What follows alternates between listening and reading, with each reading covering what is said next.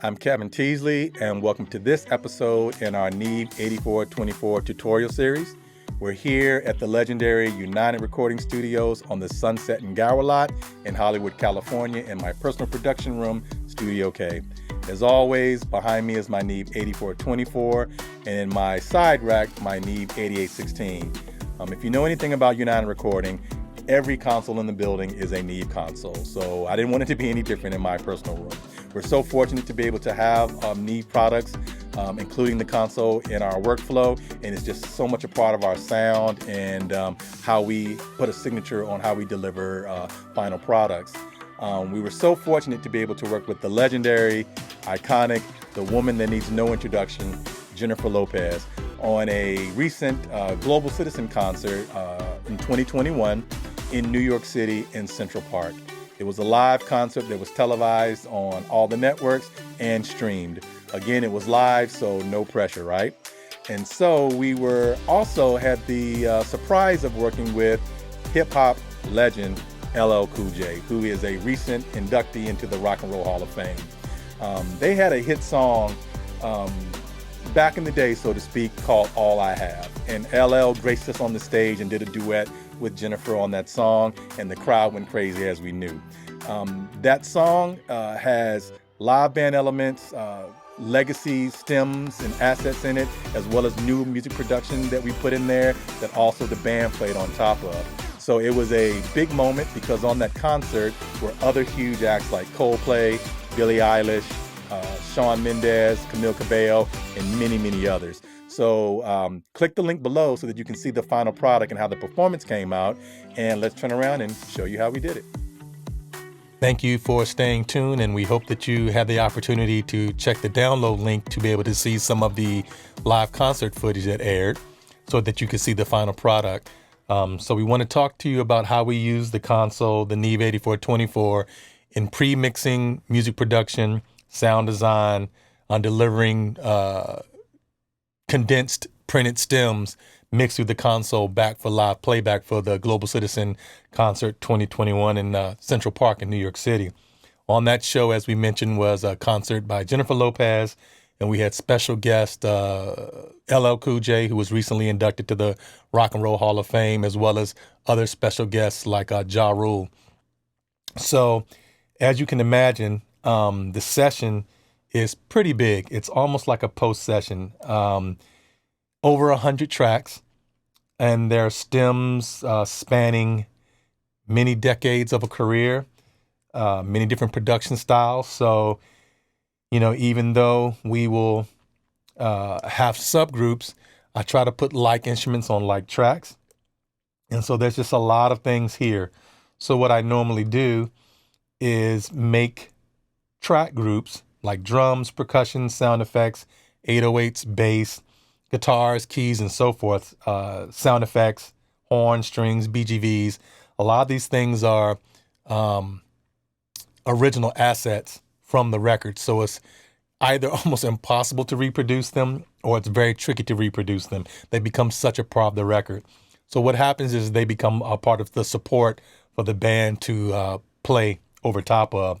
So you're mainly hearing the band, but you'll hear samples and loops from some of these iconic records playing underneath. So what happens is I aggregate all these assets, and then the team here puts all of that together.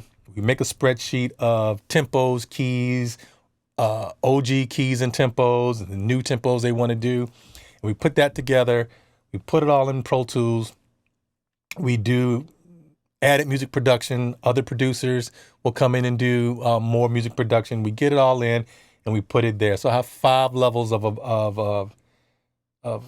level balancing and things that we do. So the thing about a live show is that you wanted to maintain the dynamics, but at the same time be pretty consistent so that the monitor engineer and the front of house engineer isn't what they call chasing faders, levels all over the place.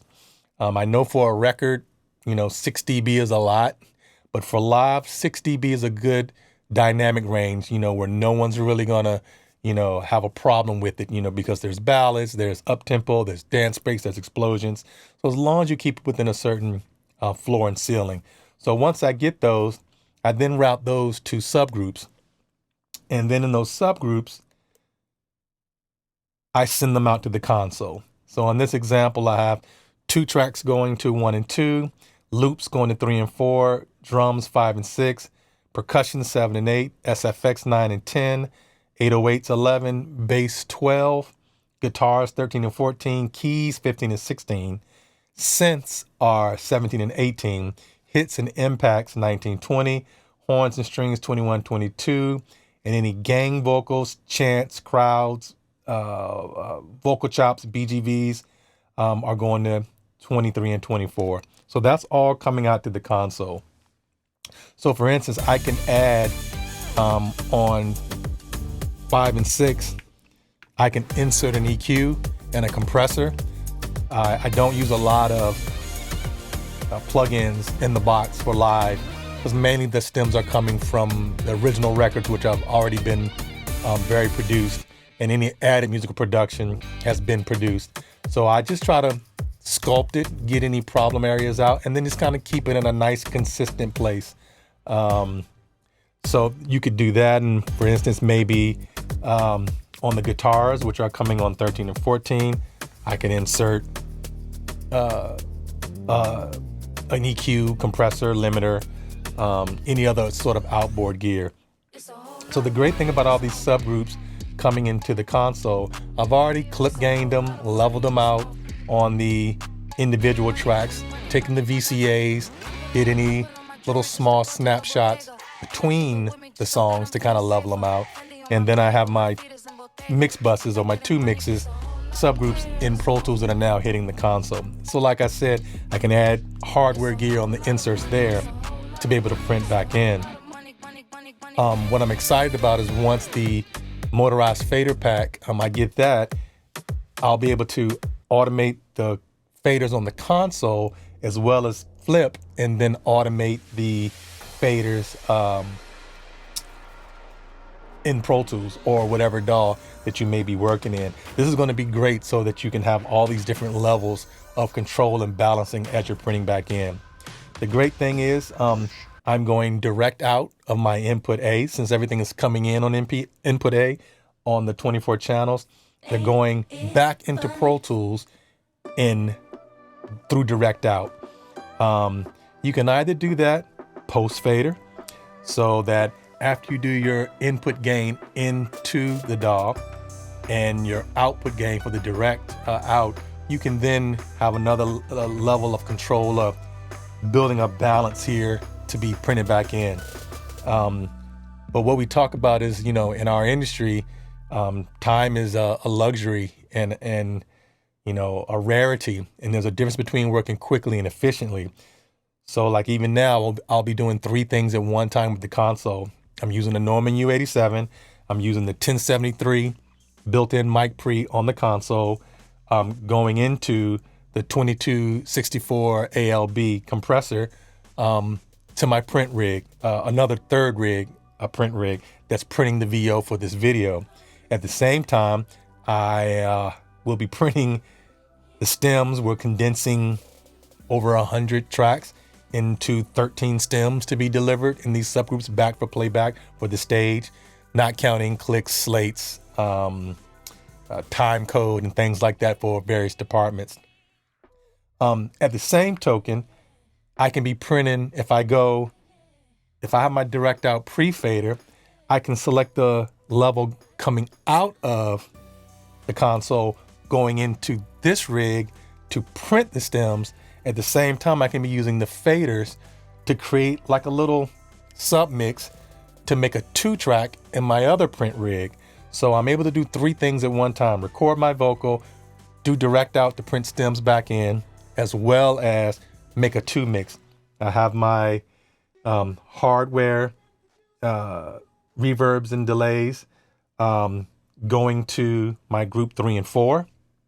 So that's not going to my direct out, it's just going to my print rig because it's going out the mix fader. Then I have my Bricasti and Eventide going to group 1 and 2. So that'll get sent to the mix out to the print rig. All of these are set to my mix outs. They're not going to any of the groups.